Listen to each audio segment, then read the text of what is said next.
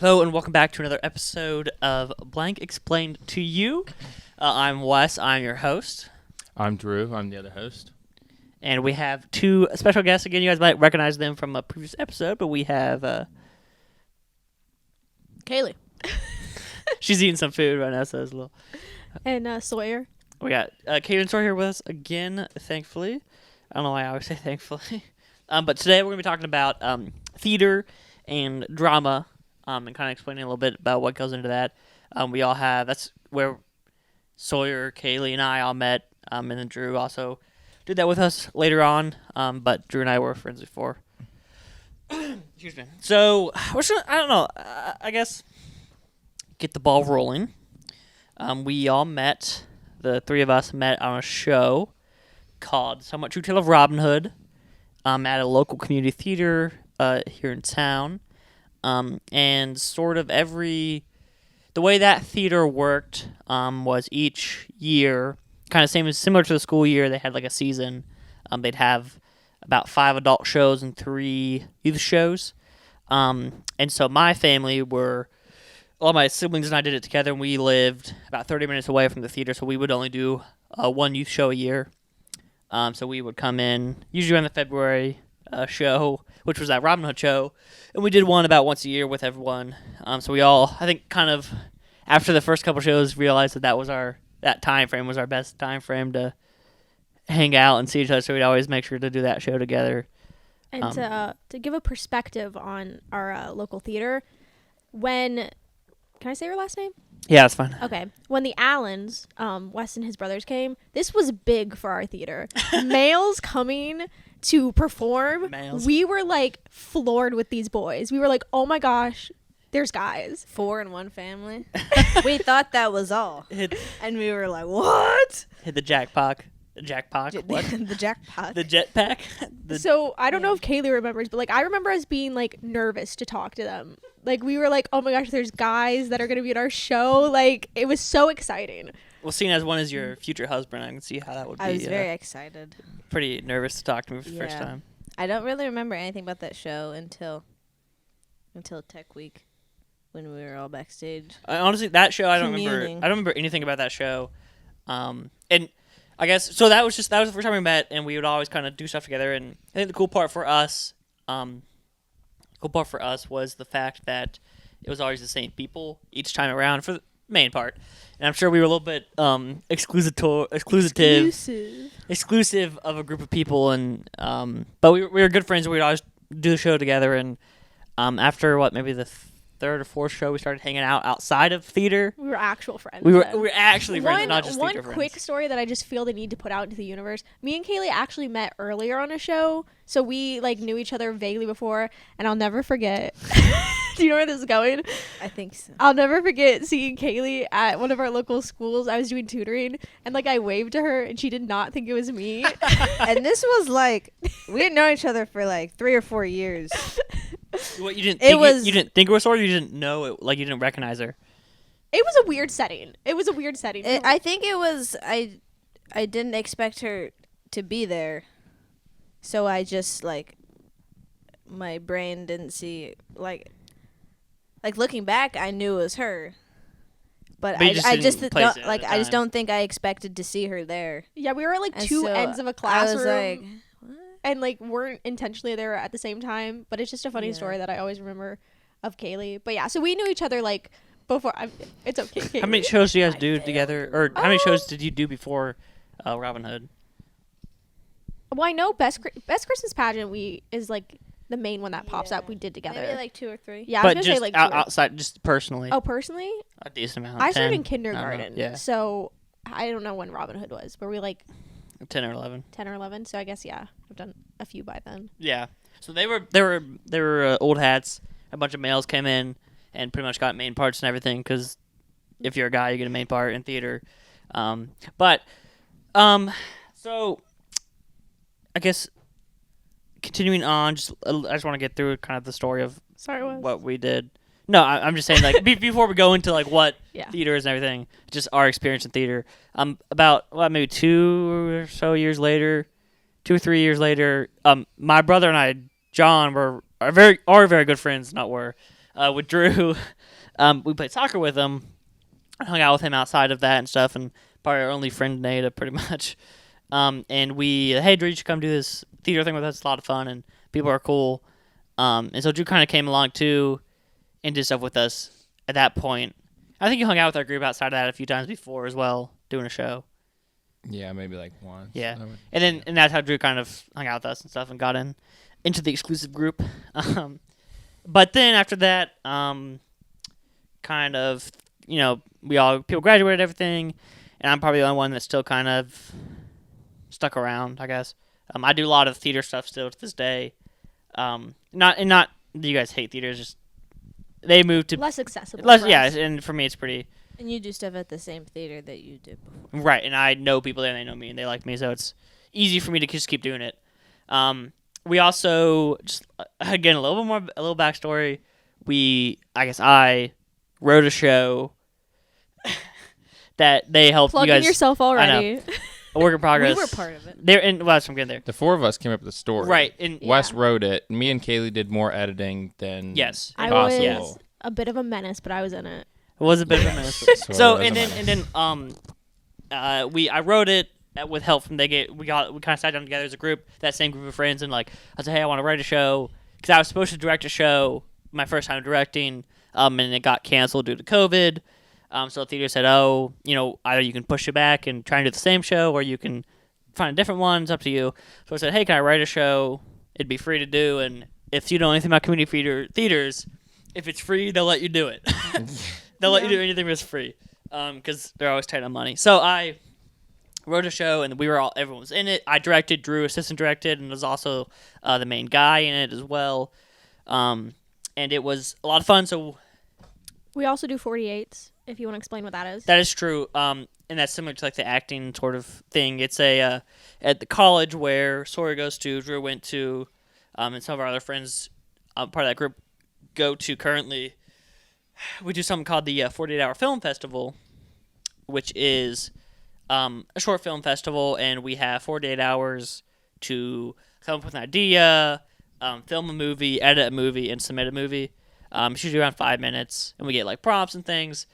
And so we, do a lot. We still continue on with that sort of creative side of things. I just designed lights for a show a couple weeks ago. I'm designing lights for another show coming up in a few weeks as well. So we're still pretty engraved in that creative acting theater process. So to get us started off, sorry, Drew, Yeah, I was going to say, to get started, let's just talk about like the different jobs. Okay. I think it's kind of like everyone, knows you go act in a theater, but what really goes into that? You have experience with lighting and sound, directing. I still don't know what a producer does. Sounds fake to me. I know. I can touch light on that yeah. because of my mom. But do you want to start off with light and sound? Let's start from the top, because if Okay. let's take Encore. So just from the system of how the theater runs from a board of directors who kind of make decisions. Let's do this show. You name dropped the place. Sorry. What did I say? The theater. You said Encore. Oh, Encore. Well, I mean, It's I don't Encore care. Theater. Who cares? I'll say I'm pretty open with Donate where to their fund. Oh yeah, there's a Raise the Roof fund. Yeah. I'll link that below to Isn't a few it called things. Lighting the Way to the Future? Lighting the Way to the Future. They need a new roof, which is the Lighting the Way to the Future is funny to me.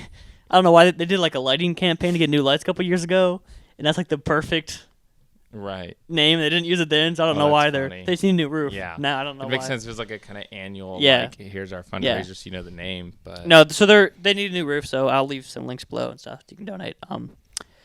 But so yeah, there's a board of directors at Encore, in any theater really, and they make all the day to day, like we'll do this show, we will do here's our season, let's elect some directors to do stuff, blah blah blah, things like that. And then from there, I guess if you go down into a show now, Do they work with the box office? Do you want to explain what a box office is? yeah, box office is true. It's where you sell tickets and where you would go and say, I want X amount of tickets to the show, and you call in questions, general things of that. That would be through the box office, and that's kind of your main point of contact as an outsider into the theater. That's someone you can talk to. Most theaters have someone there, like Monday through Friday, things like that. Encore only does during a show now, so if 2 weeks before the show, they'll man the box office to sell tickets and stuff, because of money and stuff. So, yeah, I mean, and they upkeep of the theater, things like that. That's all. Board of directors, everything makes sure that we can put on shows. So they'll make all the decisions. Money decisions, like should we, risk it and buy this new roof that we need, or do we not have money for that, and how can we raise money for that, and things like that. That's all the day to day, and that goes in down from there. They pick the shows, and if you want to direct an Encore or any community theater, you can give them your name and address, and they'll send you a letter each year with the shows for the upcoming season. So 5 adult shows. Right now it's 2 youth shows. And you have about a month or 2 to decide what you want to direct. So then you would write out a letter with your experience and references. So for me, wrote a show, directed a show, everything I've acted in, and then 3 people that would be a good reference. So for me, since I know people on the board, I can just put 3 people on the board and whatever. And they know me, so it's not super official, I'd say, because it's community theater. So here's our talk on nepotism. And to get into your foot into the door for that, yeah, you'd suggest probably like a student directing position to start off with, right? So that's what I did for me to direct. My first thing was I asked if I could student direct with a director, and she said, yeah, of course. I mean, that was just me kind of watching her direct. She helped me do a few things. I, did a scene and had control over a scene or 2. I mean, then after that, Encore said, and that's a rule Encore has, you have to student direct before you can direct, especially if you're a younger guy or a youth, which I was at the time, which still am, but under 18. And then from there they said, okay, they send me the letter, and I get that letter each year now and can decide if I want to direct or anything. And this upcoming season will be the first time I'm putting in for a show, actually. I did before, but COVID canceled it, so this will be the first time I'm actually putting in to direct a show during the normal season. Do you know what it's going to be? Yeah, Outside Mullingar. It's a romantic comedy, or kind of. Sounds very up your alley. A little dark as well, so. That's what I'm going to I don't know if I'm going to direct, but I'm going to put in for it and try. Because, I guess, just to finish out the story on directing is, once you give them your letter and everything, you have an interview in front of the board, and they kind of ask questions, like, oh, why do you want to direct this show, and do you have ideas for the show, what do you think the set would look like, and just basic questions like that, and you answer them, and then if more than one person goes for that show, which sometimes can be the case, but not always community theater, sometimes it's just only one person goes for it, then they will decide and give you a call, like, oh yeah, you can have the show, and you can direct it, in which I had done for Dracula, and got it, but then COVID canceled it, so I didn't end up doing it. And then once you start to do a show, usually I think you can ask for a producer, who you want to be a producer, but I think the board kind of a little bit of back and forth. They'll say, well, we want this person will do it, and you kind of just take whatever they give you. It's not too big of a deal, and the producer does what? Because I'm honestly not sure. So my mom has produced a few shows. She's very involved with the theater life as well since I was. Yeah. And a lot of the times the producers, the behind the scenes, organizing promotional things, making sure it's kind of budgeting stuff, as well as getting costumes or finding things like that. A lot of the things we have a board at Encore as well that you put up the cast faces on. Yeah. She made that, so it's kind of I know in professional theaters they do a lot more, but it's basically just a lot of the organizational side of it that doesn't have to do with the actual as well, especially what's vital for Encore. I said in a weird voice, but for Encore is the producer usually has done stuff. Someone who's done a lot of stuff at Encore, so they know people. So that the producer, if the director is oh, I need someone to do lights or design lights, the producer, oh, I know 5 people to do lights, so I'll contact somebody and find someone for you and things like that. So I think it's kind of the housekeeping and making sure that everything is on track and can go well for the show. Yeah, essentially. So then first steps in that, you have auditions once you get your show. Auditions, how are those run? Sorry, I have weird like coughs right now. I don't know what it is. So once you're assigned to direct a show and you get your producer, you might choose an assistant director. It's up to the director. You don't have to have one, or a student director if someone wants to. And again, you can say no, or it's really up to you as the director, because you have control of pretty much the entire show at that point on, and make the decisions in it. So for me, I like to have an assistant director when I direct. And Drew, you've been great at doing that for me and with me. It's just someone you can rely on and help make, you make decisions with you and just have a final say in things. So I prefer an assistant director when possible. And you'll usually meet up with your like staff, your production staff. So your producer, your assistant director. If it's a musical, you have a music director. And you kind of meet up a couple times and just say like, here's the general outline of things we're gonna do. You come up with your rehearsal schedule and stuff like that. And pick your dates to audition. At Encore, they have a meeting where you like have to meet and make a bunch of dates and stuff and give it back to the board so they can, make sure everything's good and put on schedules and different things. And it usually happens like if I got the show I want, I'll probably meet up with my producer and everything in a couple of like a month or two, and we'll make decisions on stuff and pass it back to Encore. And then you have your auditions, and that's probably the biggest, hardest part in community theater, I'd say. I mean, I'm sure you guys can all speak on that just from, like you said, about the boys coming in. Like Men usually get roles. Men get roles because men don't audition, unfortunately. Especially in the youth scene, I think is the bigger Yes, definitely. thing. I mean, you guys know better than that. Do you have any examples from just auditions being like, there's not enough people here of... I mean, times that people have been picked just like we don't have someone, you call someone up, or I would say like surprisingly you wouldn't think, but like auditions are very competitive even at a community and high school level. Like some girls are a little ruthless. Like if you want a part, it's like competitive in the sense of like it's like if you're on a sports team and you're going for varsity, like you want the top pick. Yeah. So it's definitely competitive. Once you get into an actual show, it's kind of you can't do a show without everyone. Yeah. So I think a lot of that dies down. But auditions are definitely the most nerve-wracking part because you could be the best actor and just not what the director wants. And so there's really, you got to sell yourself. But there's nothing you can really do at the end of the day, too. Especially, I think it's weird in community theater because it's hard. I mean, I don't think... Oh, I didn't ever, read the script or anything before going to an audition, which is something they suggest to do in, professional or at college level. But in community theater is kind of just, I don't know why, especially in youth theaters, wasn't something I would thought to do. So you go into an audition, you're cold reading that script, and you're just giving your best shot, And Kaylee, there's an example I remember of, you remember Weird Beard? What was that show called? Yeah. Theodore Thud and the Quest for Weird Beard. Right. So there's a show at Encore, and it was 10 Ways to Survive the Zombie Apocalypse, and Theodore Thud, The Quest for Weird Beard. It was two 45-minute shows, and Encore decided to do two of them, two shows, and have one in the first half, an intermission, and then the next show.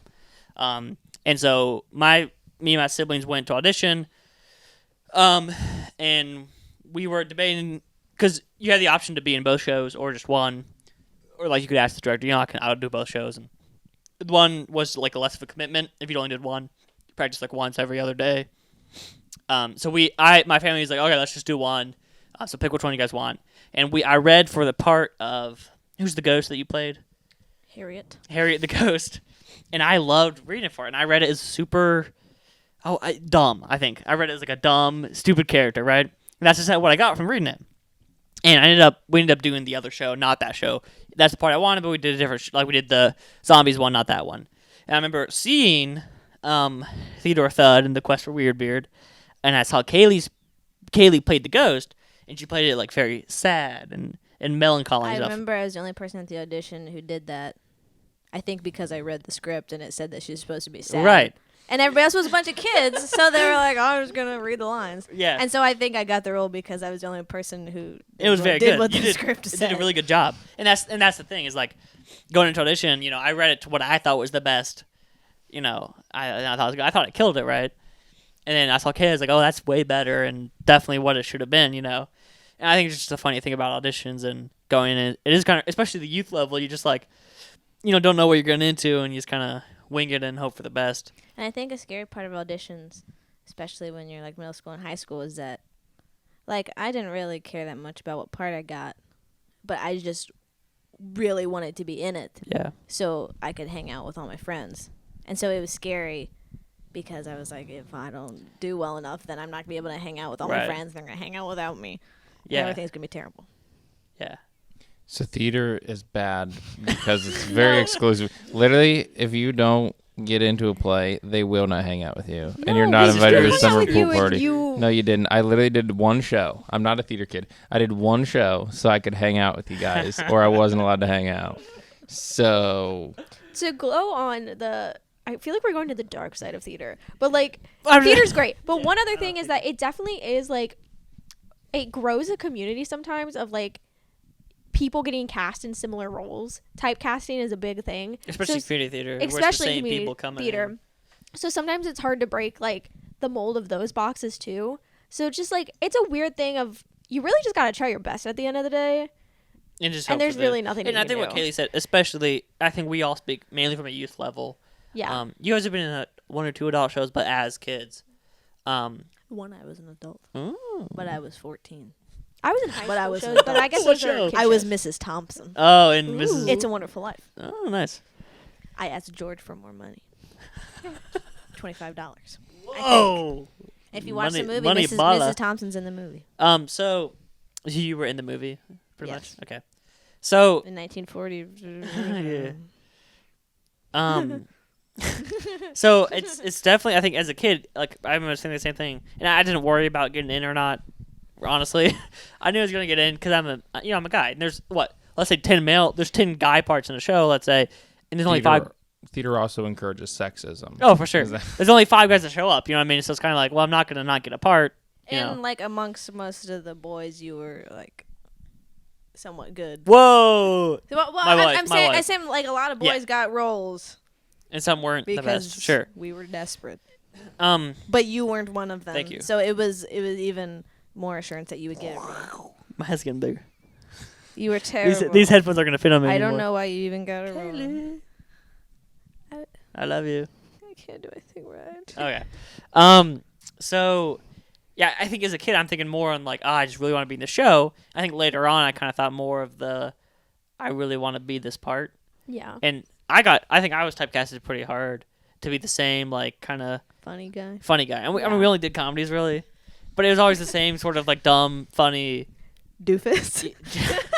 That was my own fault. We did a show one time, and there's a part for a guy called Doofus, and I was like, I want to be Doofus. And that was the end of my career at Encore to being anyone think serious. You broke out of that more now. Well, that's the thing, and It's hard to move past a role named it's hard. Doofus. It's hard to move past Doofus and Blood Packet guy. An iconic role. And so now, and that's part of the reason I wrote my own show. Actually, which I was like, I'm tired of the stupid, same comedy things, and I wanted to do something a little more serious, and give opportunities to act, because we didn't really act a lot because it was just kind of like a dumb comedy. Anyone could do that.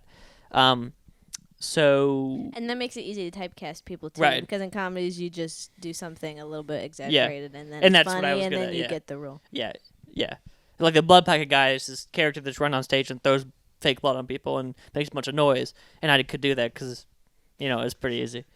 And I did it very bigly, so they gave me the part, and people loved me in that. But until recently, I did a show. I stepped into a show pretty late in the process. They took it into a competition and asked me to be in it. It was a very serious show. It was probably one of my most favorite experiences in a show because I had the opportunity to like really act and show my ability. That was a lot of fun. I was gonna ask what everyone's favorite like roles have been. Okay, Drew. I played in 2 plays. One I had like 11 lines, and that was better than working with Wes. So No, Whoa. I didn't get called stupid in that one. Oh, dude, I only complimented you and Madison in my show, and nobody else. yeah. No, I had fun doing Wes's show. And what was your character's name? Tyler, What was your last name? I didn't have Jackson? Scott, right? No, Jenna. No, it is Jackson. Yes, Jenna Scott and Tyler Jackson. one. I never heard Mr. and that. Mrs. Jackson, Hi, bro. I'm Tyler. I'm Tyler Jackson. My life is kinda kind of crazy. Sawyer, favorite role. Oh, me. I would probably say I was Liesel in The Sound of Music. That was a musical, but that was And probably that was my at school, favorite. not at. It was yeah. at my high school. I got to work with a lot of younger kids, which Yeah. was fun. Unfortunately, had my first kiss on stage. Same. Yeah. Yeah. We're all saying it. Kaylee, what was your favorite role? Yeah. I don't know. You mean the mom in the show I directed? I liked in the one that was Doofus. You my, were. my name was Helen, and I had a glass eye, and I got to throw a snowball at somebody. But there's something else I was thinking of, but I can't remember. Thought you were a Was hunchback. that the one with No, Crank? the Hunchback was Crank. not Oh, my Crank. Crank favorite. that burned down the shed or Yeah. something, and Yeah. everyone was Yeah, on 'cause John's drugs in always that gonna dye his show. hair black. Yeah. John loved that character. There's something else that I was gonna say, but now I don't remember. What was my other favorite? Was I in anything? No, Okay, you were in nothing I else. can't remember. All right, mine was. I think his name's Tom. From Radium Girls. Very good. Very fun part. I You gotta know be who's better? break up with my fiance in that show. Fox in the Fairway. Good job with that. I was also, Wes yeah. had to golf on Good stage. job I with that. I did a show recently where I had to golf. I did a putt between two doors, and dude, I've never been more. I missed a dress rehearsal, and I said, "This, we're done for." I missed the putt, and it was pretty. It was kind of important to the story. Better than me throwing the snowball. Did you miss? I think I missed every time. That's okay. Anyway, yeah, favorite roles, yes, for sure. So, anyways, you audition for a show, right? Yes. And the directors watch, and what I like to do when I direct is, have everybody read a paragraph or two from a character in the show. To go up on stage, just, hey, tell me who you are, and then read this like paragraph, and they'll read it for me, and then after that, I'll kind of, depending on how they did with that, I'll put them into a certain role and have them read for it. So I'll say, all right, Sawyer, you play this part, Drew, you play this part, Kaylee, this part. I'll have you go on stage and kind of just read from the script the scene, and I'll just see how you do. And now I like to do, just as I'm watching, I'll like narrow down who I think you'll be good at. So I want to, if I think you'll be good at Katie, I want you to read for Katie, So I'll kind of get you to where I think you'll be good at in the show, and have everybody kind of do a final read through of who I think you'll be good at to test to see if that would be good. Also, pro tip: the second you walk into an audition, like, be on your best behavior. You are being, Yeah. I don't know. There's a lot of people who perform well, but like do not treat others well, and directors will see that. I've when I student directed, we kicked 2 people out of a show because they did find an audition, but they were talking bad about some people when they thought we weren't looking, so we didn't You're cast them. being watched. You're being watched, and every time in a community, Big Brother's watch. Yeah. big theater. You audition, and then usually 2 auditions. Recently, I've been seeing callbacks happening at Encore, which I've never done, so I don't really know. High school? Do you guys have those? Encore sometimes does. I'm saying I've never. I've gone to a callback. Oh, really? Tell me about Yeah, it. tell us about it. The best Christmas pageant ever. My first show, I had to go to a callback. I just remember it was at a church, and I sat there for like an hour or 2 with my mom, and then I went back and like read a line or 2, and I got in. Hey, nice. And then I think there was callbacks for Peter Pan, maybe, but I don't remember if I went. I got in. Yeah. I think that was one. But usually that's just when they can't decide between like Yeah. a few people, and so they call you back in to kind of compare. So Yeah, it's like, because okay, I know for sure. Best Christmas Pageant Ever, they were deciding between like a group of like older kids, I think, and younger kids. So they brought us all back to choose. Did I go to callbacks? I think I, don't know. did. But they chose the younger kids. I think I so- remember. So we made it. I think I block out a lot of my childhood. Like, I just think I don't have a good memory, but I do think I went to that. Yeah, I just remember sitting there for a really long time waiting, Yeah. and because I was scared too, because I'd never been to an audition before, so I didn't know what was going on. Yeah. So callbacks are just when they're trying to decide between, I got Sawyer and Kaylee, both are really good for this. I'm going to call them both back and, have them read again, and so I can compare a little more in detail than I can in an audition, especially if you Yeah. have A lot of kids. Yeah. Like Frozen, I think when they had 100 kids come out and audition, so it's kind of like, Yeah, or if it's like really Where do big you even roles, like start? your Elsa and Anna, they might. right. They want to make sure they do it well. Yeah. So you audition, and then Drew, what's it like after the audition between like directors? What kind of happens after that? Like just directors discussing parts, Yeah. or like, mainly you just talk about like who did well with another person. And what's kind of tricky is if you really want one lead, another potential lead could be good, but they're bad chemistry, and that matters a lot. And that leaves you a tricky choice. Yeah. If you and I are great on stage, but you're casting Sawyer and you really want Sawyer, like we can't all. It just gets tricky with dynamics, and I think that's something unforeseen. Is like the 2 best people can't always be the 2 lead parts. Right. I agree. I think that especially comes in shows where there are like the two, let's say the two main people, and let's just take my show for example. Like Tyler and Jenna are in a relationship throughout the show, and they have a lot of scenes together, and are have a lot of chemistry. And we had two people who were very good individual actors.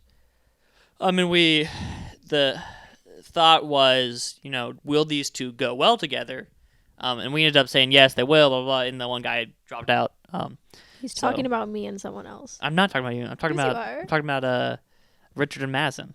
Oh. Because okay. we Name drop. yeah. Well, who knows who Richard is? That's true. Sure. Because we they're both so good. And I remember thinking, I think because they've done shows like that together before, but I think that's when they were a little younger. And I think that their chemistry wouldn't have been as good. And that was, I think, I remember thinking about that, and I think you and I talked about it a little bit of, is that going to be an issue, or should we just whatever? And then it was the same issue when Richard ended up not being able to do it for some good reasons. And it was either we have Drew step in for the part of Tyler, or the other guy who we had two casts in the show for 2 different weekends because COVID stuff, and so we said, or the other guy who's playing Tyler can just do it both weekends. And the discussion again was, they're both very talented, but does the chemistry work between the other guy and Madison, or is that not going to work? And ultimately we said, well, I think that Drew would be, and Drew ended up just slamming it out of the ballpark. He was so good. Which I think goes back to how it's not personal always when you don't get a role. It's hard not to take it that way because you're like, you think you've done your best, your family, your friends are like, how could you not get that? But a lot of the times it has so many other factors than just there's your a lot performance. of things that go into an audition for sure.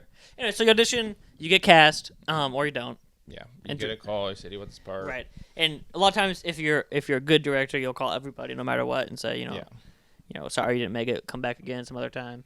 A little difference with high school is they just post a cast list on a door. And you go see if your name's on it or not. That's crazy. And you're in front of people and you either cry or you're excited or you do it in the middle of one of your classes and sneak off and go see it. That's so brutal. It's a little more brutal in high school. Yeah. Cause at least It is hard though when like a director calls you and tells you you're not in the show You're and you're just like, it's fine. Thank you. I can't Thank relate you to for that. my I opportunity. can't either. And then Wow. and then you just Yeah. hang up. Men. And then it's sad. That is sad. I mean, it's not that bad. I've but never, it's kind of awkward. thankfully, I've always had an assistant director or somebody else who is willing to call the people that say no. So I've never had to do it. And we didn't say no to anybody because we wrote in a part for the person. Okay, that's and so Like, man. that is a funny story. In the show that I wrote and we all wrote and worked on together. We had auditions and stuff, and had the first auditions we had, 2 people showed up, so we ended up postponing the play. And the second time, Sawyer had a lot of friends come out, and it was really good.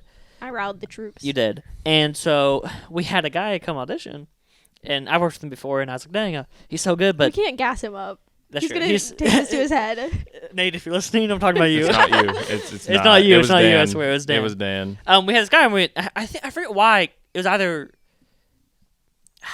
I think he couldn't do it. Or it was something weird. He couldn't do the second weekend, and I don't think he wanted a big role. So I don't think he wanted, a lead. Really? I thought I don't it was something weird. I don't know. There's something why I couldn't make him the character of Danny, which was just the best friend of Tyler. So I was like, dang, I really want a minute. And so on the way back, right, we were driving home from auditions. It was me, Drew, and Kaylee. I think you came up with it. Yeah, Kaylee. Kaylee was like, "Oh, let's just write another character in, for a friend of." You write your own show, you can do what you want. Right, so actually that'd be great. So we wrote this character in, and that character ended up being the main focal point of the show, because the entire show changed throughout the whole. As we're rehearsing, I was like, well, that doesn't work like I thought it did on paper. So it was very much of kind of like a workshop-y type feel too, of workshopping the script to become what it was. And so this guy ended up becoming the main focal point of why the 2 main characters break up and things. So it was kind of cool to see that. But you audition, you get the part, right? Or you don't, you get a call away. And then usually they'll have a first, the director will be, all right, well, start practice on Monday. Read through. Have a read through. That's where everybody comes in, and you just sit down, you just read the script as your character. So The most boring rehearsal. it's very boring, especially if you don't have a big part. But Or- like back in the day, that was the best rehearsal because you didn't know who everyone got. Yeah, So you come in and you're like, "Who are you? What part are you?" And you'd be like, "Oh, Yeah. you got that part." Like it was definitely like, Before we all had phones. yeah, text, yeah. before we could text each each other. Back when we were back 5 in the years day. old. Who Yeah. got doofus? Kaylee's Helen. I did not see that coming. Yeah, that's always kind of fun, 'cause Good time. especially when you're only doing one show a year. You don't see your friends.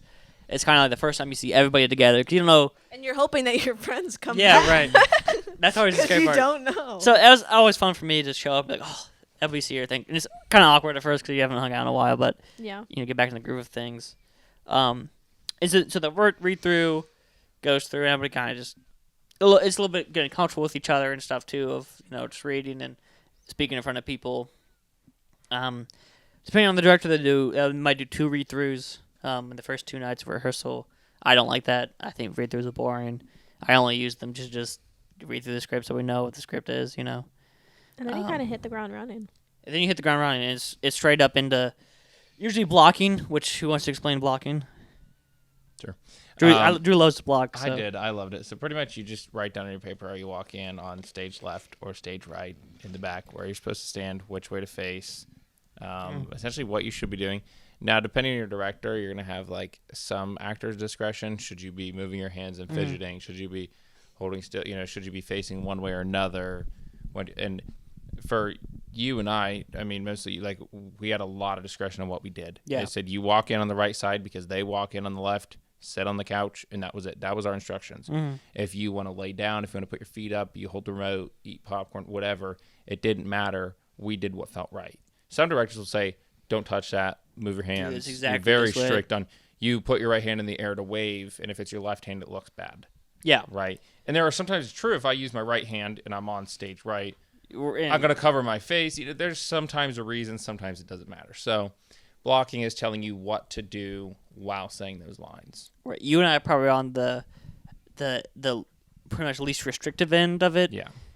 Which I know actors that really don't like that. Which Yeah. the girl leading our show didn't like that, which is fine. And then on the other end is the people that are kind of very specific of, I want you to move here, which I've never been great at doing beforehand. It's something I can do during rehearsals of like, I think it's better if Right. you do it this way. Yeah. And it just kind of depends on your director and how you choose to do that. So that's blocking, which Yeah, It- it's just simply instructions of what to do. Sometimes it can be how to feel if that's not written in the script, Yeah. looking down, like just feeling sad, whatever, Yeah. like that can be kind of filled in.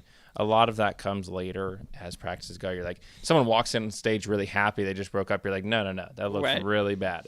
Come out here crying or don't come out here. Another pro tip with Sawyer. We're gonna go on pro tip with Sawyer. okay. Write everything down Yes. because you will forget. Yes. Your director might forget, and that is not a fun spot to be yelled at. Of why don't you know where you're supposed to go? Yeah. So yeah, in pencil, write things down. Don't be like me and put it in pink. So then your director goes, no, come in from this way. And you're like, When Another also- tip, Oh. know when your costume changes are and where your clothes are to change. Also know where stage right and left is because back in the day we were taught wrong, and to this day I don't know. I don't understand why there's such. I'm just- so It's confused.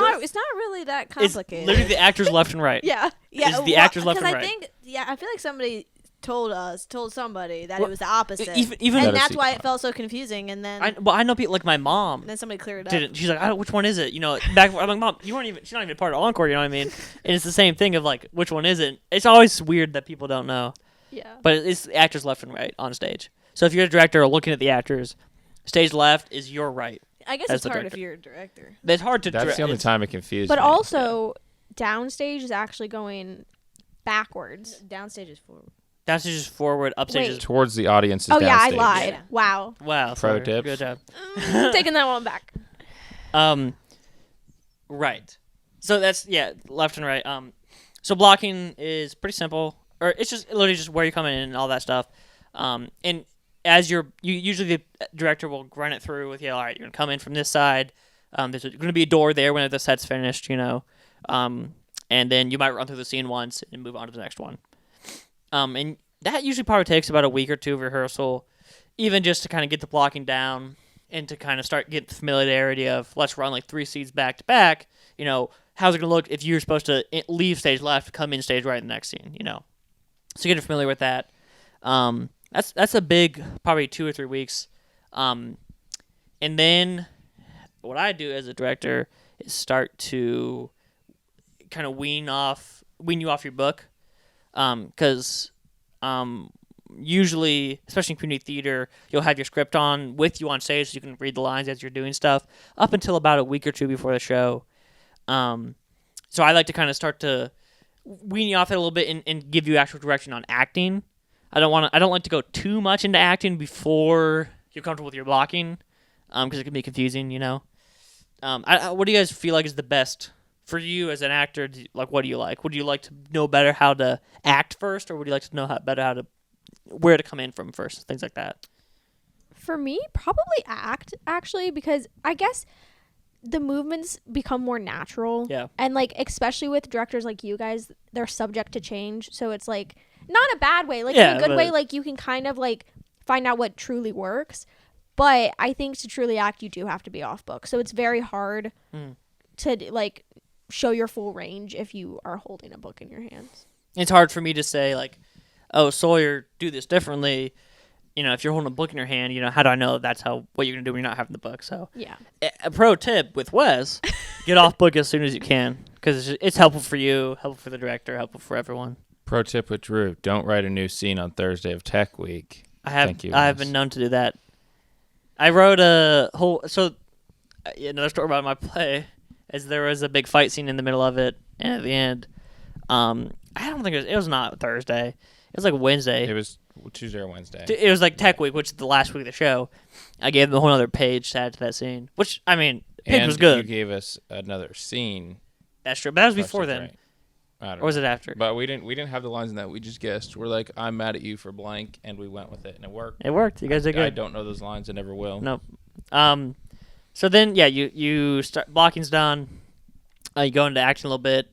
I like to, what do you guys say is the normal off-book deadline?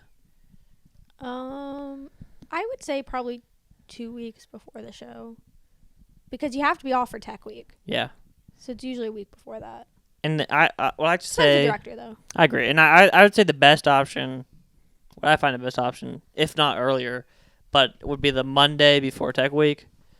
Yeah. And then maybe, so Monday before Tech Week, you cannot have your book on stage, no matter what. I don't care if you don't know your lines. I don't care if you don't have it memorized. Just, I don't want to see your book on stage. And usually most directors will have somebody in the audience or somewhere with a script, and you can ask for a line. So if you don't know the line, you just say line, and they'll feed you the line. Is that in high school? A little bit. That's what I was gonna say. I think it's hard depending on your demographic. I think in high school they're a lot stricter of like, you're old enough you should be done. Like, you should be off book. They get a little more frustrated when you have to call line a lot. But like, I think there's a lot more leniency with kids because they're like children. You know what's funny, actually? I see it in adult shows more, where they have that person like reading lines like till Tuesday or Wednesday of Tech Week. I think it like reverts back then, because weird, they're like, yeah. we're adults, we'll figure it out. We'll get there. Yeah, and they just don't. Oh, I think it's a lot easier to like be in charge of kids. Yeah, than make them like other adults. Yeah, I agree.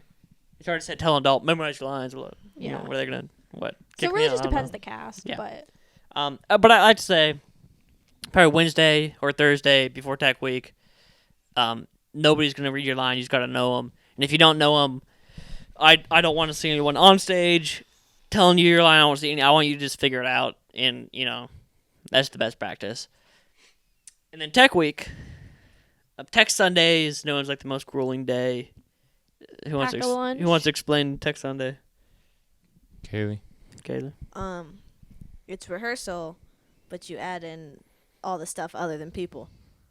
Right. So you add in the lights and the sound and your costumes sometimes. And so basically you just go super slowly through the show and add in all of the like technical stuff, and it takes forever.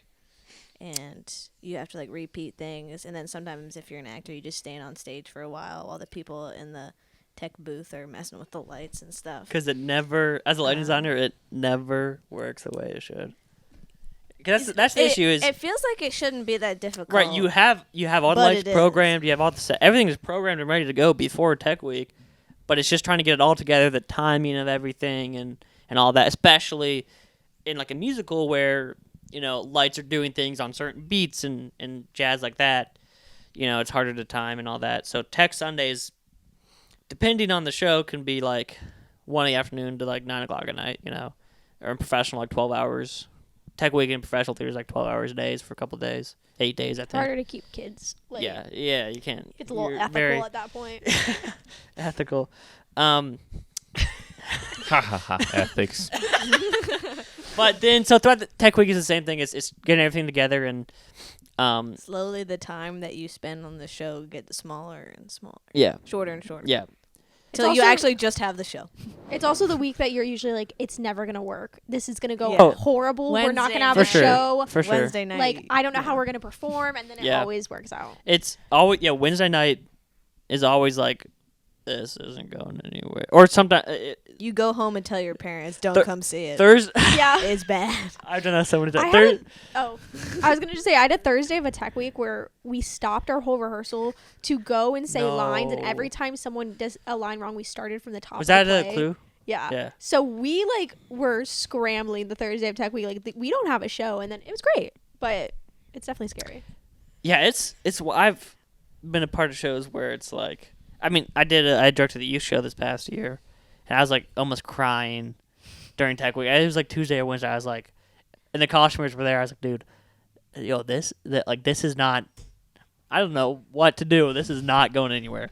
We're done. You know what I mean? I don't care. And the next day it was fine. And that's just how it is on Tech Week. You will always have a show of rehearsal that's like, oh, we don't. This is a mess. This isn't going anywhere. Did we have that in our show? We had our light cues. We deleted half our light cues in accident on like Tuesday. Did we really? Yeah. And I had to re-cue, I didn't- think, 46 light cues on Tuesday. I don't remember that. I think we just stressed you out throughout it versus like all in 1 week. Oh yeah. For me, it was the Prolonged. entire Tech Sunday was the whole I show mean, was the Tech Sunday. For me. Sincerely, we were there from 4 p.m. until usually 2 a.m., yeah. a.m. Get back at 3, work at 8, go back. I mean, Yep. Which that was Good that times. project was weird because you call it like a passion project if you want. It's very outside the realm of normal Right. stuff because it was all. I kind of said let's just do everything ourselves. yeah. So we You guys painted the we set. painted the set. I had help building it. There wasn't much to build. But yeah, Drew and I were there. We worked together. We would go to work at 9 or 10 or 8 for Drew, I guess. And then we'd work until 4. We'd go from work to the theater. We'd stay at the theater until about 2 and repeat. That was 3 weeks. Wasn't it 4? Well, we did that. We weren't there the whole time. Too. Yeah. But anyway. That was a fun experience just to kind of do. It was our last. I graduated from high school that summer, and so it was a fun thing to do. But Tech Sunday, blah blah, blah that jazz. Tech Week is always a mess. There's always be a show or a Tech Week day that's just like this isn't gonna happen, Then you no got a matter show. what.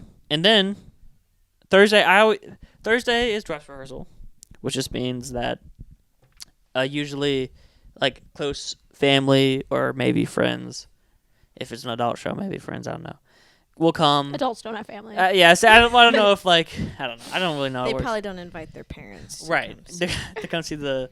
So usually like a couple people come, maybe 15 maybe, and we'll come and watch it just for you to kind of get a run through of this is what it will feel like when there's an audience. You know, where they're gonna laugh, how they're gonna react to stuff. In theory, you could, as a director, stop a Thursday show to fix a didn't- mistake, but that rarely happens. I've heard. Didn't Cheryl say that during Snow? She's like, I think she told the audience like this is a rehearsal Right. and we might stop. I think they usually tell people. Yeah. I usually don't. I tell my cast that this is the show. Right. Which I would tell the cast, like, we're not stopping no matter what. Yeah. Figure it out. I'd tell the audience, hey, we might stop. It you know? rarely happens, but like Right. that's always in the back of your mind that like you have to do well because it'd be embarrassing. It would if be they so stopped the show. embarrassing. Yeah, I think in everybody's mind, Yeah. it's I- a real show with small audience. Yeah. Yeah. I always thought that as an actor, I have to carry that on into direction. Is that I treat it like a show. This is a show. I'm gonna do everything I would in a show, and this like I'm not gonna, it's just rehearsal. Like we're gonna do it the Yeah. exact. Everything will be how it should be tomorrow, which is Friday opening night. What do you guys feel like? What do you feel like on opening night? I'll be honest, I feel like in my mind, when I was in like middle school and high school, Thursday was opening night, Right. Yeah. and Friday was just another day that we did the show. Oh, really? Yeah. Well, that's what it felt like. It was exciting. Well, to me, I was Fridays. I was always really excited for Thursday because it's the first time we'd have an audience. Yeah. I think Friday is exciting because there's more people there, and it's just just doing more of the show. I think especially after a long week of like Tech Week, Thursday was Yeah. exciting to me because like I'm so tired of doing the show over and over and over again that it feels like this is why I'm It doing the feels show. real. Yeah. This is why I'm doing the show because I like to Especially perform in when front you of people. especially when you do comedies people all the laugh. time, Yeah. and you're just doing these funny Same things jokes over that and over and nobody over. laughs at anymore. I think for me, like Thursday was a low pressure. Like I felt comfortable with Yeah. doing it in front of people now, and I'm like, oh, it's just Thursday, like a couple parents, whatever. And then Friday, I was like, oh, I just did this yesterday, Yeah. and it felt like the second day, so it wasn't like it just lowered my nerves a lot. I was always excited for Friday because my family didn't really come ever to see me. No, they didn't really come on Thursday nights, just for whatever. And so Fridays were always exciting for me because it's like, oh, my parents will be here, maybe a grandma, A singular a grandma. single grandparent. Somebody's grandma. Somebody, not mine. there's a grandma that'll be here, and I'm excited to see her. Yeah, it's always. I felt like that's when it was more people I knew. There's more buzz. maybe people from church. I love to perform in front of people I know more than like strangers.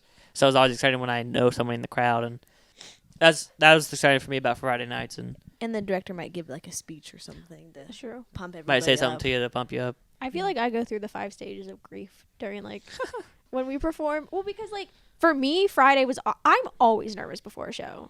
Like Yeah. I've always am just like this is high stakes. Like I can't mess up. Once I'm on stage, I'm okay. But I feel like Friday was like it's the first show. It's gonna be the best. Saturday, you're like I don't care. I've already done this. And then Sunday, you're like I'm so Yeah, this sad. is It's done, over. yeah. I can't believe it. Why didn't I appreciate Saturday more? Like. That was the suck. That's the So I sucky feel like part. I just go through like grief every time I do a show, and then I'm like, okay, next one. I think that always happened to me on Saturday.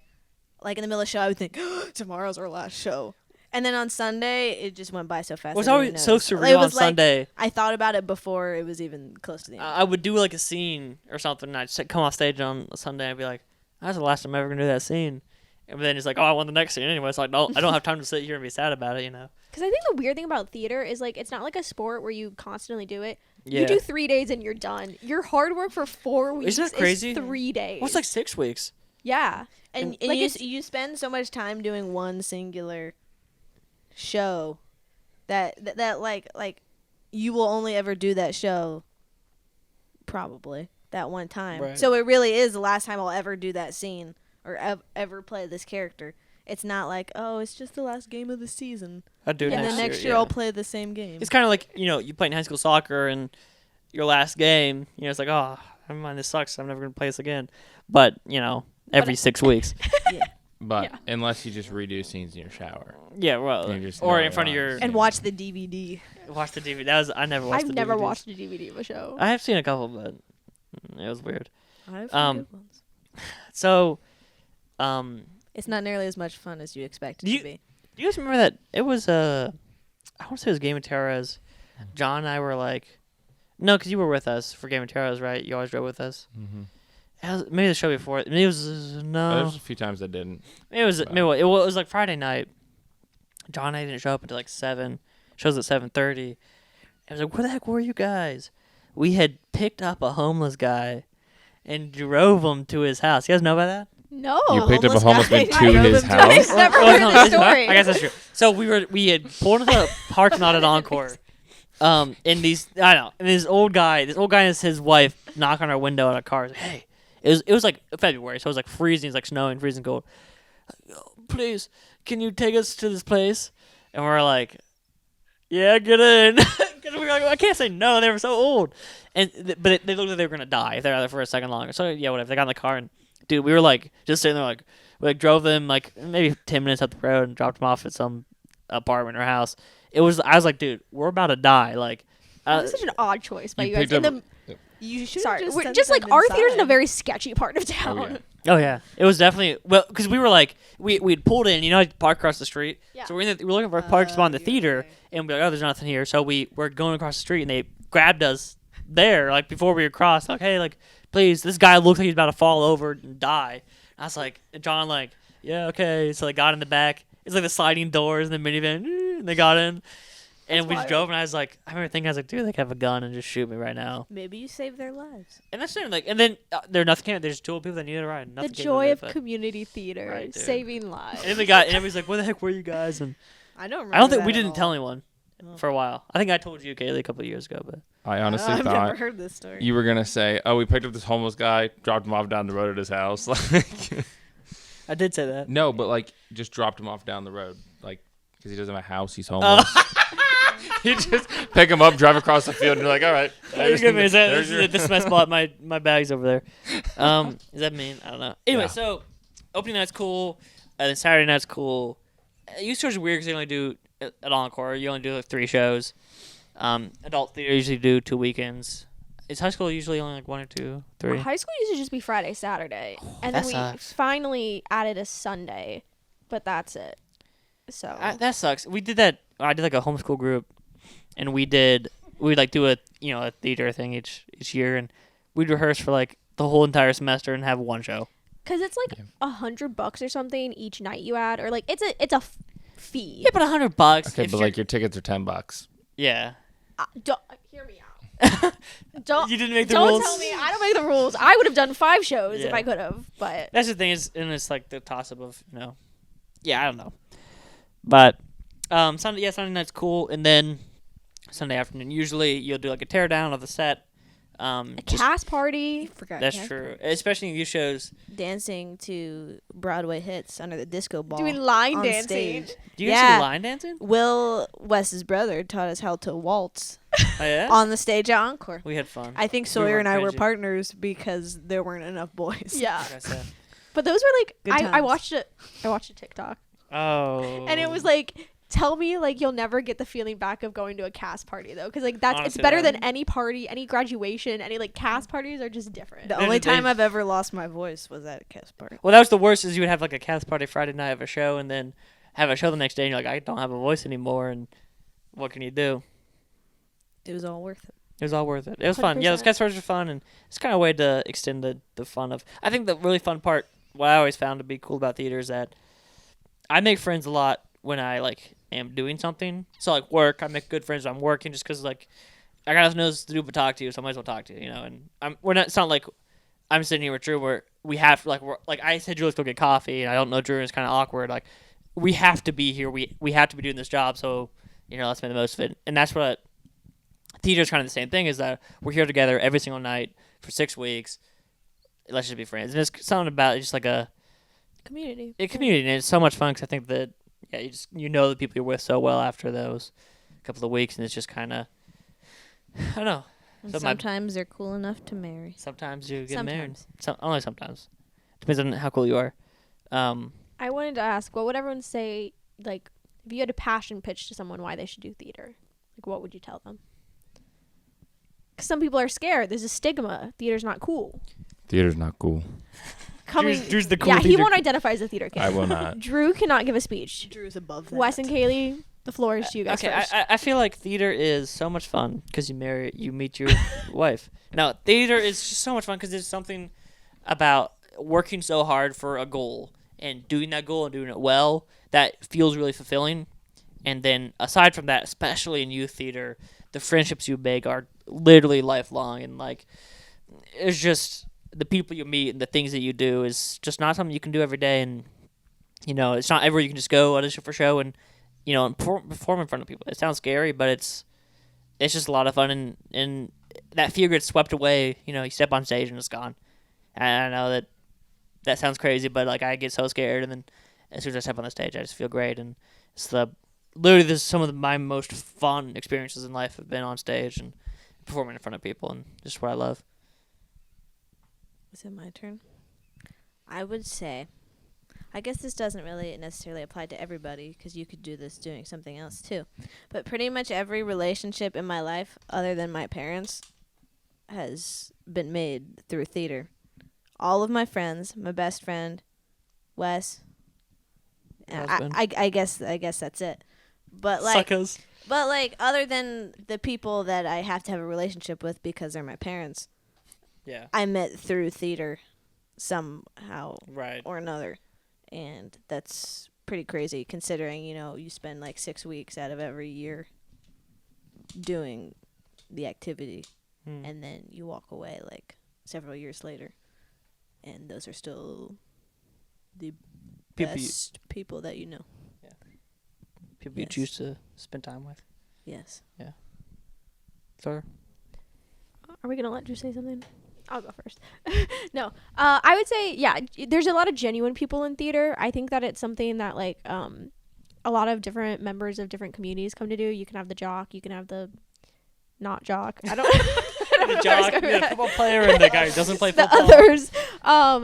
For me though, also I would say like the skills you learn in theater are unmatched to anything.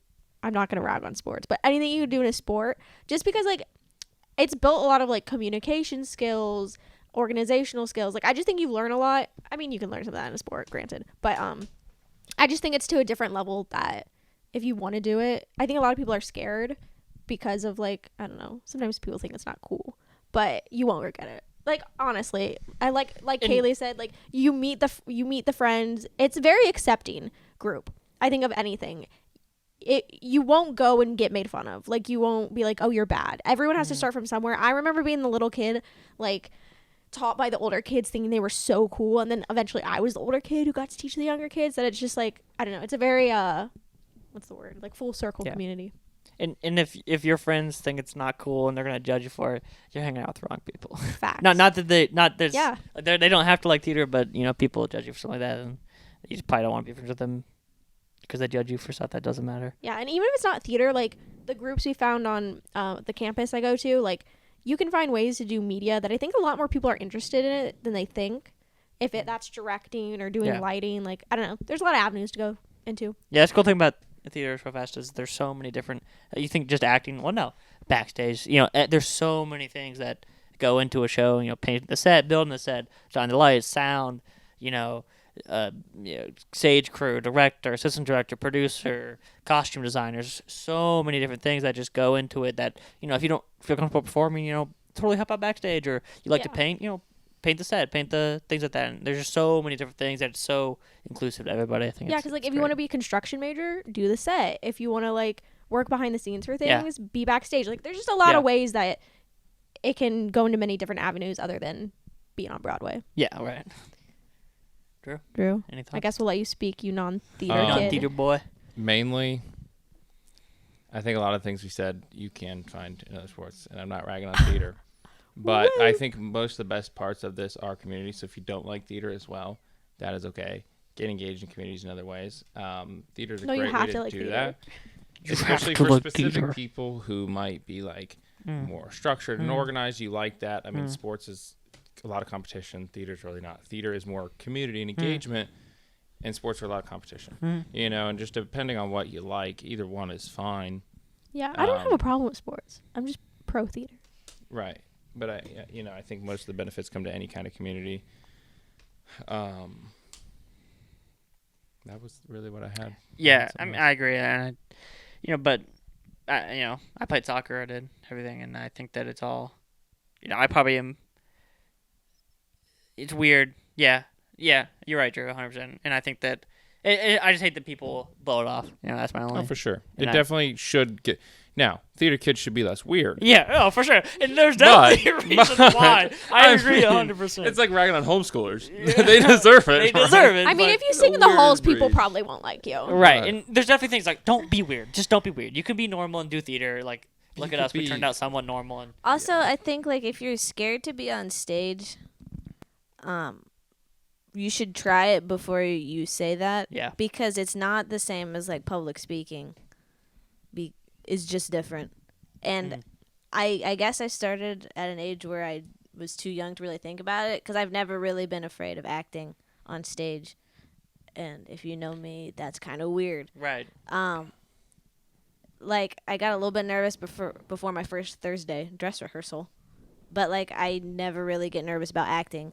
I get very nervous about public speaking, but it's just so different. So don't just like assume that Yeah. you're gonna be terrified and not able to do it, because it'll probably be better than you think. Amen. Yeah, a big thing that like we're talking about in my classes, it's like pretend play and like bringing that into workplace settings.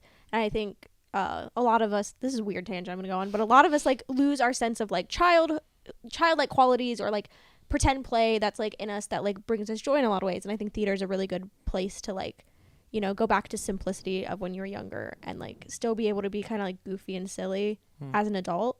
So if you want to be a little goofy silly, go to your community theater. I Drew feel did like, not like that. no, it's weird. There's some. This is why He's Drew's giving me not a side theater eyes. kid. See this because he said silly. I just want to be silly goofy. That's why. I mean, like in a sense of Yeah. like, I think just another thing, real fast about acting in general, is that I'll never. When I act, I a lot of times can get in a place where I can like kind of feel the emotion. You know what I mean? And that's not everyone's like that, and I think sometimes people are better when they can't. You know, I don't know. It's weird, but you know, it's just yeah. But for me personally, how sometimes, and it's not every time, but you know, I feel like I can get into in a weird, kind of sick way. You know, I'm never going to experience like breaking up with my fiance when she's dying of cancer. Okay, right? But I experienced that in this show I was in, and it felt it was just weird. It's kind of like a high, you know what I mean? Like a weird, you know what I mean? A weird emotional high that was just kind of like. I get a high off Like, I've of never breaking felt- up my cancer fiance. But you know what I mean? It's get kind of what like a you're weird, saying, like I I get what felt you're so, like my character was really sad, whatever, and I got in that space really well, and I was like, this feels like weird and different. I'm never gonna experience this, but not 100% experience that at all. But like, you know, I'm touching them. I've never would have ever experienced, but I'm kind of experienced that in a weird way, and there's something neat about that. It's like reading a book, but you are In the the book, character yeah. in the book. If you like to read. Anyways, all right. Anyone else have any final thoughts to close us out, or do theater. do theater, do It's sports? fun. I think. Do what you Well, want. I will say. I think the takeaway Be from this unafraid. is community is so important, and just building people that you can be yourself around, whether that's in a sport, A club. in a club, and even if it's just friends that you have. You know, it's so important to just have a community that you trust and you love. And I think that's what I have found in theater. And I think, Drew, you find that in sports more. And I think that's just so important, you know, and find a community. Really do. Yeah. Wherever you go, find a community. Church, if you're religious. And Community markets. community, nice. And if you see two scary people that need a ride, Don't. give It's them okay, a ride. yes. 'Cause You they won't never be- know. You never know. Maybe they're nice. Maybe Here- they need it. They weren't very nice, but. They weren't very All right, Drew, any final Maybe they thoughts or won't. anything? All right. We will Thanks. see you next time. Yep, follow us on Spotify. Rate us. I guess you don't have to rate us 5 stars, but yes, you do. Rate us 5 stars. YouTube, subscribe. Just share with your friends, please. We'd love to get. I think 50 listens. 50 new listeners is a way to track that on Spotify. By let's say May 1st Tomorrow. would be awesome. What will you do if you get 50 new listeners? I'll get a tattoo. What will we do on the podcast? No. I'll tattoo our podcast logo. Here's on what I my will say. bum. I'll say this right now. If we get 100,000 listeners, I will get a tattoo. 100%. I know that sounds crazy. Of what? What? Of what? Our Listeners? logo. Oh, You'll just get- something. I'm just saying I'll get a tattoo, and we can decide later on if that's something with the podcast size or I decide. But I will get a tattoo. That's a promise. If we get to 1,000 listeners Okay, what would we do? in May, I'll get a tattoo. If we get if to you get to 50 new listeners, Brenda the cat Ooh, has to up come here. on the podcast. No, seriously. Guest One thing. appearance, Drew, guest what will we appearance. do on the episode if we get 50 active new listeners by Go pick up homeless May? people. No, seriously. One thing. Will we do a weird challenge? Yeah, for sure. Leave it. I Let us think know. if we had that many people would tell us what to Okay, do. let us know something if 50 new, like not listens but listeners. Let us know. We'll do something crazy. Yep. May 1st. Okay. sure. All right. Stay tuned. Thanks for listening. Thanks for watching. Appreciate you guys. Bye.